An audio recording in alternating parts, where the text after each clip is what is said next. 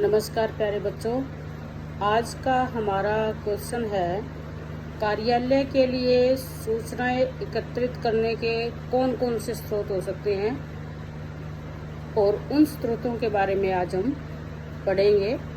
आप एक प्रकार से लगा सकते हो कि जो स्रोतों के नाम दिए गए हैं उन पे हमें संक्षिप्त रूप से नोट ही लिखने हैं, इसका मतलब ये भी हो सकता है।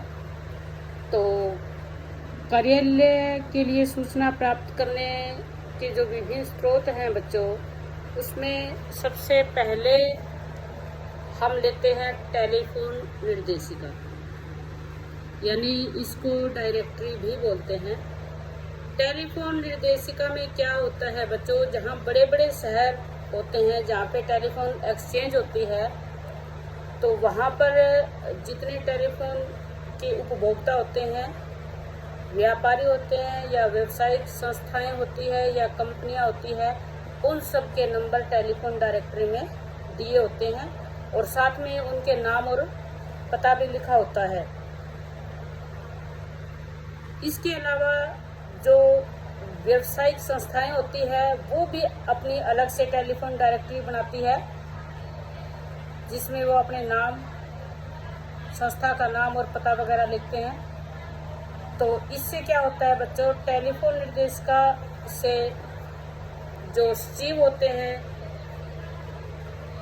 या जो संस्थाएं होती है, संस्थाओं के जो सेक्रेटरी होते हैं, जो पीए होते हैं अधिकारियों के, उनको किसी भी संस्था, किसी भी व्यक्ति, किसी भी व्यवसाय, उद्योग आदि के यदि नंबर प्राप्त करने हो तो वो डायरेक्टरी में देके उनके नंबरों को प्राप्त कर सकता है। डायरेक्टरी में जो नाम पते होते हैं बच्चों, वो ए आ ई इस तरह से चलते चलते ह तक, यानी ऐसे वर्णों के क्रम में लिखे होते हैं। और दूसरा है बच्चों डाक निर्देशिका या पोस्ट ऑफिस गाइड। जैसा कि नाम से ही लग रहा है, पोस्ट ऑफिस गाइड में डाक से संबंधित सभी प्रकार की जानकारियां होती है।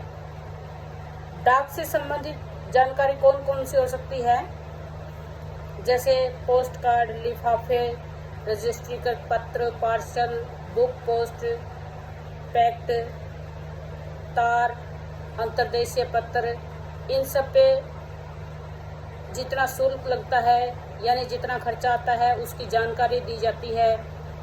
और इसके अलावा जो अंतर्राष्ट्रीय डाक भेजी जाती है, यानी विदेशों में जो डाक भेजी जाती है उन पे कितना खर्चा आता है उसके बारे में लिखा होता है। इसके अलावा इसमें टेलीफोन और टेलेक्स के द्वारा जो मैसेज भेजे जाते हैं, जो सूचनाएं दी जाती है, उन पर कितना खर्चा आता है उसके बारे में भी विस्तार से लिखा होता है। और उसके बाद ये है बच्चों कि जैसे हम बैंकों में पैसे जमा करवाते हैं इंटरेस्ट के लिए, सावधि जो जमा होती है, वैसे ही डाकखाना भी ग्राहकों के पैसे जमा करवाता है निश्चित समय के लिए, यानी जिसको बोलते हैं हम सावधि जमा खाता।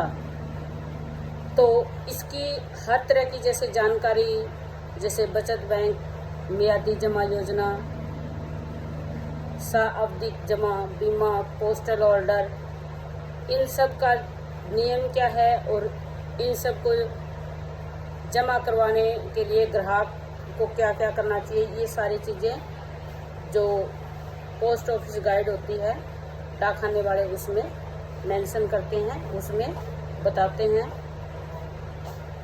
इसके अलावा बच्चों इसके अंदर क्या होता है, इसमें पत्रों को शीघ्रता से छांटने के लिए, जिससे कि वो अपने एड्रेस पे जल्दी पहुंच सके, इसके लिए एक पिन कोड डायरेक्टरी भी प्रकाशित की जाती है जो कि डाक विभाग प्रकाशित करता है।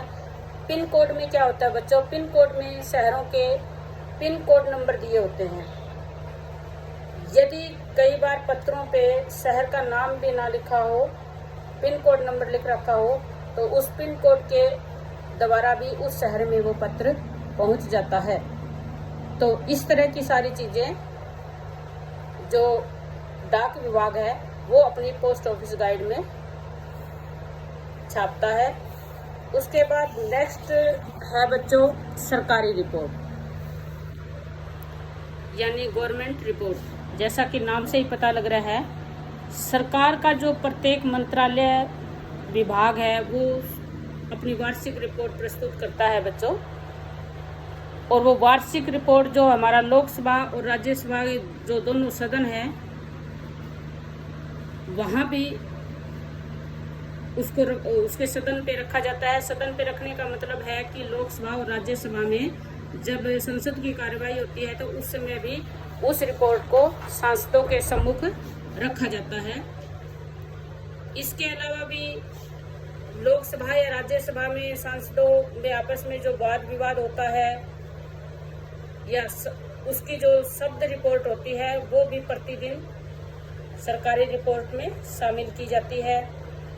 इसके अलावा यदि और भी किसी तरह की सरकार संसद में, लोकसभा में या राज्यसभा में या प्रांतीय सरकारें अपने विधानसभाओं में किसी बात की चर्चा करवाती है, कोई विधेयक पास करती है, कोई बिल पास करती है, तो उसके बारे में भी सारी बातें सरकारी रिपोर्ट में ही लिखी जाती हैं। और इसी तरह से बच्चों जो सार्वजनिक क्षेत्र के प्रतिष्ठान होते हैं, सार्वजनिक का मतलब जो सरकारी जो प्रतिष्ठान होते हैं, जैसे व्यापारिक संस्थान है या कंपनियां हैं या डॉक्टर हैं या वकील हैं, तो वो लोग भी अपनी रिपोर्ट समय समय पर उसमें छापते रहते हैं, प्रकाशित करते रहते हैं। सरकारी रिपोर्ट दो तरह की हो सकती है बच्चों, एक तो विश्वकोश और दूसरा शब्दकोश। विश्वकोश, जैसे विश्वकोश यानी नाम से ही पता लग रहा है कि जिसके बारे में पूरे संसार की जानकारियां छपी होती है वो होता है विश्वकोश। विश्वकोश में हर देश अपनी जानकारियां देता है, यानी किसी देश में कोई महत्वपूर्ण कोई घटना घटित हुई है या उस देश की और किसी प्रकार की महत्वपूर्ण सूचनाएं हैं या महत्वपूर्ण व्यक्तियों के बारे में या और विविध विषयों के बारे में, सारी चीजें विश्वकोश में हर साल प्रकाशित होती हैं। ये सारी रिपोर्टें ईयरली प्रकाशित होती है बच्चों। उसके बाद शब्दकोश या ईयर बुक, ये एक डायरी की तरह से होती है। कोई भी जैसे बैंक है या कोई भी संस्थान है, कोई भी उद्योग है, सब लोग ये ईयर बुक छापते हैं। ईयर बुक का मतलब है वो लोग अपनी डायरी छापते हैं, उसमें हर चीज वो मेंशन करते हैं कि जैसे इस दिन या छुट्टियां रहेंगी या वर्किंग के इतने घंटे होंगे और कब कब जैसे उद्योगों को बंद रखा जाएगा या बैंकों को बंद रखा जाएगा, बैंकों में कब कब अवकाश होगा या बैंकों की जैसे भी इंटरेस्ट ऑफ रेट क्या होगी या सेविंग खाता या आपका जो करंट अकाउंट है, इस बारे में सारी जानकारियां होती है। वो लोग अपनी ईयर बुक में ही इस तरह की बातें छापते हैं, हर तरह की महत्वपूर्ण रिपोर्ट देते हैं। तो ये भी बच्चों हर साल छपती है। तो ये आज हम 3 ही करेंगे। नेक्स्ट हमारा जो बचता है वो हम कल करेंगे।